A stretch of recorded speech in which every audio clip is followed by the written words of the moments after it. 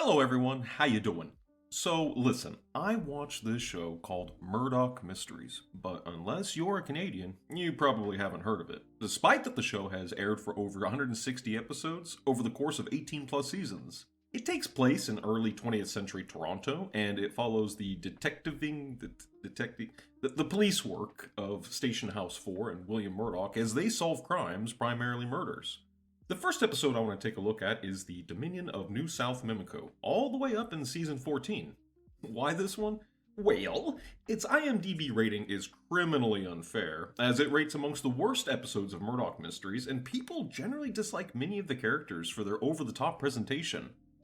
Let's just hop into it. The episode starts with Inspector Brackenreid asking Detective Murdoch and Detective Watts where Henry Higgins, one of the Station House 4's constables, has run off to again. They don't know. With that little story seed planted, a random stranger approaches the two asking for help. There's been a murder. We head towards the scene of the murder, and the aforementioned story seed has already blossomed into a fabulously dressed Henry Higgins, who has evidently taken an odd job at the scene of the murder as some kind of border security.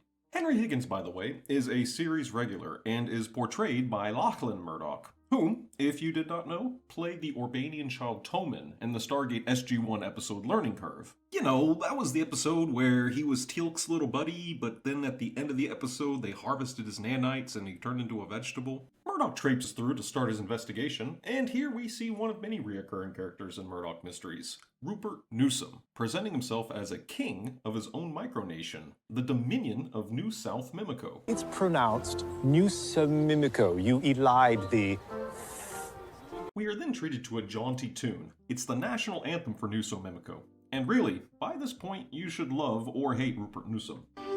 Over great Mimico, with our heads high we go. I am the king, tall, strong, and handsome king. No. Murdoch is next reintroduced to Lucinda Helmsworthy, the queen of Newsom Mimico, who is so dead inside she actually forgets she is holding the blade of a sword in her hand. Dearest.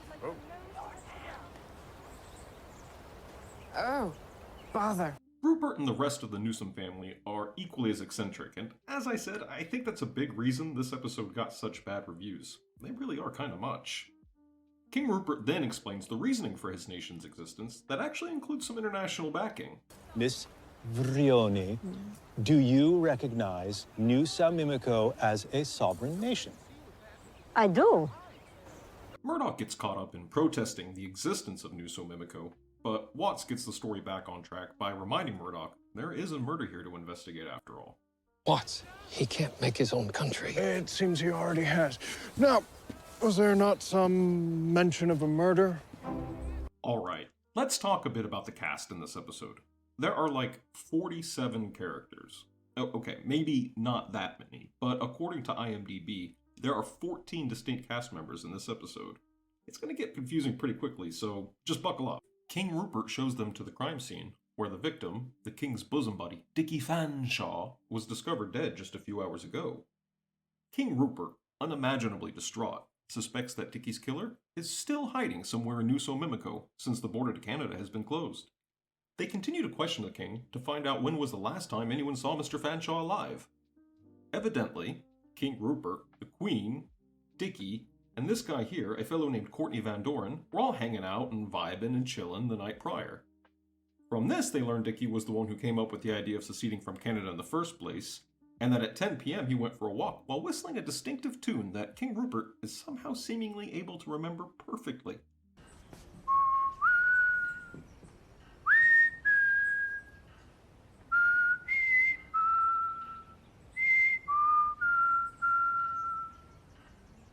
That's the song he was whistling as he strode into the night. By the way, the Van Doren dude really enjoys his posting as, quote, Minister of the Interior. Courtney Van Doren, Minister of the Interior. Yeah. Oh, Minister. Act 2 begins with Dr. Julia Ogden, Murdoch's wife, as well as Constable George Crabtree and his wife, Effie Newsom, at the Newsom-Mimico-Canadian border. Yes, I did say Effie Newsom. She is in fact a relative, the cousin of King Rupert, and the only Newsome in the story who is normal. The next few scenes teach us that Roderick, the guy at the beginning of the episode, is actually a lawyer and happens to be Effie's ex-husband. He is the one who provided the legal framework for the creation of Nuso Mimico. Roderick presents his legal proof to Effie and George. Effie thinks it's complete nonsense and endeavors to challenge her ex-husband's legal claims and dashes off to undo his scheme. Inspector Brackenreed pops his head in to join the investigation, and the now detectives three search for more clues, finding blood splatter leading to Queen Lucinda's study, and when confronted, she claims she can't remember anything from the previous evening. They then happen to find some rather salacious letters from the victim, Dickie, detailing a passionate affair with Lucinda, who rejects the notion and proclaims her innocence again. Conveniently, Henry Higgins then interrupts with a bloody bookend he found in the rose garden, where Lucinda just admitted to being the night before on a walk. It seems clear she is the prime suspect at this point, but things get totally crazy when King Rupert suddenly orders the arrest of the Queen on the charge of murder. He has a guillotine. It's in the Constitution. Murdoch stands dumbfounded when they are brought before a guillotine to have the Queen executed. Henry decides he might as well ham it up and have a bit of fun before the proceedings are interrupted by the returning Effie Newsome, who presumably has checked the treaty to prove that Nuso Mimico is not a country. But... Go on, Miss Newsom, what are you getting at? According to the government of Canada, New South Mimico is real. You're trying to tell us that Rupert Newsom really is the king of his own country? Well, of course I am. Henry, off with her head. Whoa, calm down, lady. By the way, for my vexillologist viewers, this is the fictional flag of Nuso Mimico. It is a teal and white tricolor flag with 3 red crosslets, which is fairly historically accurate for a medieval flag, with the exception of the teal dye, which really was not widely used or available before the creation of synthetic dyes in the 19th century. Oh well. Inspector Brackenreed has had enough, and he tells everyone that he is taking the Queen into custody and there will be no beheading. I don't give a toss whose country this is. And if anyone cares to disagree with me, they can do it right bloody well now. Get it? Got it? Good. The detectives reconvene and finally work out that the evidence is too strong against the Queen. It's all very convenient, and it seems more likely she is being framed than actually guilty. They decide to look elsewhere. George and Effie are found then talking about Soul Ray Soul, and who could have slipped in changes to the recently signed treaty to allow for the creation of Nuso Mimico. So, George has been reading this book the whole episode about Soul Ray Soul, a sort of musical language that happens to be one of the official languages of Nuso Mimico. It's all very interesting, except what are these guys doing back there with that flag? They take it down, they put it back up, screw around with it. I don't know. George goes on about the merits of the language between the two of them, and they come to the conclusion that only the lawyer, Roderick H. Roderick, could have been the one to slip in the changes. They decide to investigate this on their own. Meanwhile, back inside, the Queen is confronting the King about his accusations, and Rupert, totally desperate, attempts to deflect the blame towards Henry, who did arrest the Queen after all. When the Queen chooses to confront Henry, she gets worked up and faints. Ah, that's why Julia is here. I was wondering why they had her in this episode. Up to this point, she's just kind of been milling around. Dr. Ogden cares for the Queen and attempts to get to the bottom of her sudden illness and the aforementioned memory loss of the night before. She determines that these symptoms are akin to mercury poisoning. After another powwow, they decide only King Rupert has the motive in killing Dickie and poisoning his wife. Evidently, he must have been aware of the cheating relationship they had, as evidenced by those letters. Let's see where this goes. They decide to confront the King, who actually admits it. I did all that. I found out about the affair yesterday. My honor was at stake. The king cannot be made a cuckold in his own country. He says he did find out about the affair and set out to do something about it. So he began to poison the Queen, and he killed Dickie.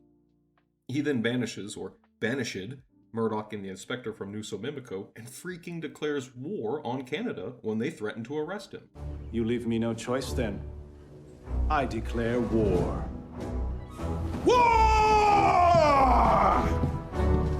Everyone takes a moment to piece together all the evidence, when Julia pipes in and reveals that the Queen has actually been poisoned for at least a week, leaving an inconsistency in the story because King Rupert claimed only to have found out about the affair the day before, and if he was the murderer, Why did he send for the detectives in the first place? Murdoch realizes that, knowing Rupert Newsom from prior encounters, he is the type of fella to admit to a murder he did not commit to avoid any scandals. The Canadians are coming. They will outnumber us. They will be armed, and... In the penultimate, George and Effie are in Roderick's office when he catches them snooping. They find out he has been fleecing the Newsoms financially, but they doubt he is a murderer. When George mentions a secret Dickie had, Roderick suddenly remembers a passing comment from him about a threat to the monarchy he, meaning Dickie, found out at the records courthouse. Roderick never learned what that secret was, however, so thanks, pal. No, but really, it's a good clue. Everyone convenes to discuss what all of this means, and Rupert is caught whistling that darn tune again. George, the greatest sidekick character in arguably any detective or crime medium, begins to decipher the notes of the tune. That's a message. Soul whistle. So what? The official language of New South Mimico. And he finds out its secret message.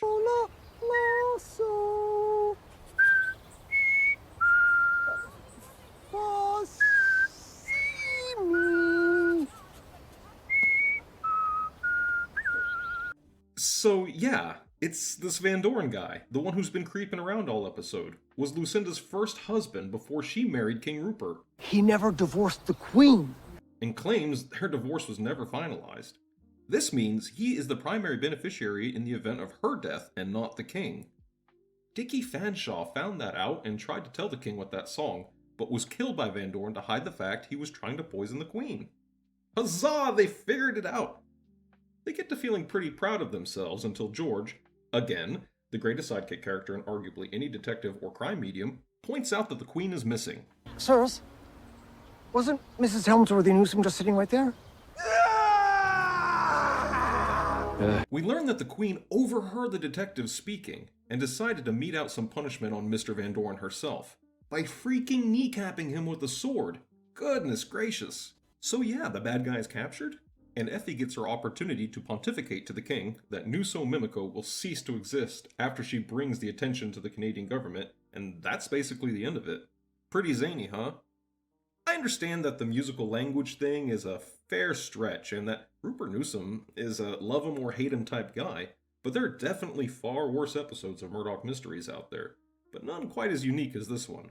It's a nice change from the norms of the Murdoch series, and really, I have to admit, I really like this episode. But what do you guys think? Comment, let me know, and I'll see you guys in the next one. Unless... alright.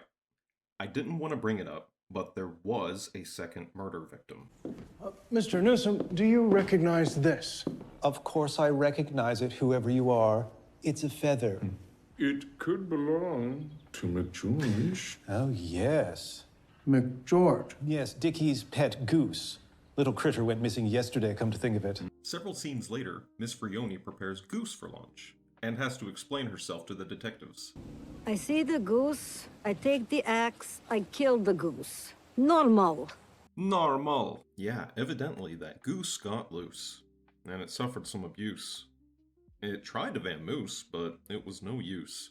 Some crazy recluse high on juice hung it with a noose. When asked, her excuse lacked truth. She claimed the goose wrecked her spruce, scared her moose, and trampled her caboose. Nah, the lady was just hungry. Well, Albanian, actually. So she murdered Dickie Fanshawe's pet goose. It doesn't add anything to the story. I just wanted you to know. Rupert Newsom, a man of means, dreamed of ruling like kings and queens. With his wealth, he made a plan, declared New South Mimico a sovereign land. Murdoch stepped in with a skeptic's side to find the truth where secrets lie. A micronation, a twisted scheme to take it all and kill the queen. The murder solved, the dream fell flat. New South Mimico won't come back. No king, no country, no flag to raise.